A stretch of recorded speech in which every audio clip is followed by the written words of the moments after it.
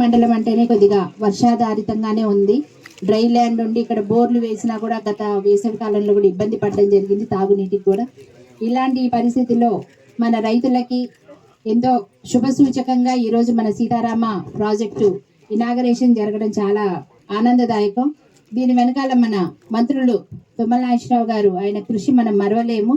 ఎందుకంటే గత పాలకులు తీవ్రంగా నిర్లక్ష్యం చేసి ఓన్లీ కాళేశ్వరం అనే ప్రాజెక్టు మీద లక్షల కోట్లు వ్యయం చేసి దాన్ని ప్రజాధనం అంతా దుర్వినియోగం చేసి ఈ సీతారామ ప్రాజెక్ట్ని అట్లా మూలన పెట్టి ఉంచారు.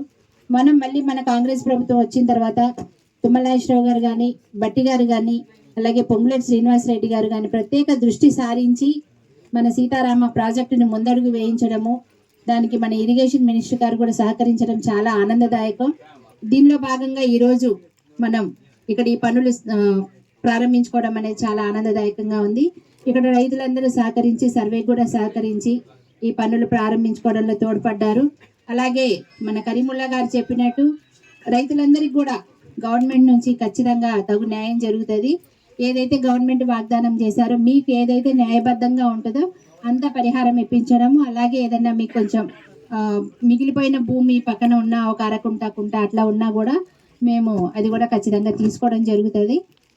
ఇలా ప్రతి ఒక్కటి మీరెవ్వరూ కూడా అపోహ పడవద్దు, ఆందోళన చెందవద్దు. ఖచ్చితంగా ప్రతి ఒక్కరికి కూడా మీకు అమౌంట్ అయితే గవర్నమెంట్ నుంచి వస్తుంది. ఒక నెల అటో ఇటో అయినా సరే మనం వచ్చిన తర్వాతే యాతాలకుంటకు కూడా రైతులకు కూడా మిగిలిపోయిన అమౌంట్ కూడా మనం ఇప్పించడం జరిగింది. అలాగే ఇప్పుడు కూడా మనం అందరికీ ఇస్తాం. మీరు దయచేసి సహకరించి ఈ పన్నులు త్వరితగతిన అయితే కనుక మనకిప్పుడు మన వేంసూరు మండలం, సత్తుపల్లి, పెనుపల్లి మండలాలకు కూడా రైతులందరికీ కూడా 2 పంటలు పండడానికి తగినంత నీరు పుష్కలంగా లభిస్తుంది. అలాగే ఇప్పుడు మనకి ఇక్కడ వచ్చేసిన కేఎన్ఆర్ కన్స్ట్రక్షన్స్ వారికి మీకు ఒక్కటేసారి నేను విజ్ఞప్తి చేసేది, మా రైతులకు ఎవ్వరికి కూడా ఎటువంటి అన్యాయం జరగకూడదు. ఖచ్చితంగా సర్వేలో కరెక్ట్గా ఉండండి. కరెక్ట్గా వాళ్ళ చెప్పిన అబ్జెక్షన్స్ కానీ వాళ్ళ ఆవేదన కానీ మనం మొత్తం కన్సిడర్ చేసి మనకు తగిన విధంగా వాళ్ళకి మనము లాస్ట్ పాయింట్ వరకు కూడా మనం నీళ్ళు అందేలా చేయాలి.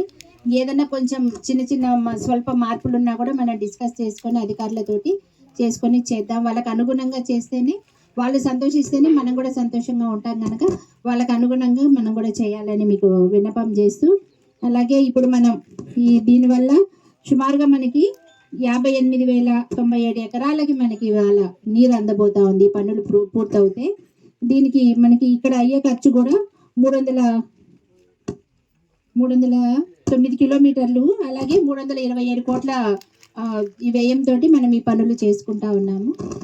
మీరందరూ కూడా ఇంకొకటి అడుగుతూనే ఉన్నారు, కరీముల్లా గారు నాకు 2 years నుంచి మనకు పట్టాలు కావాలి అని.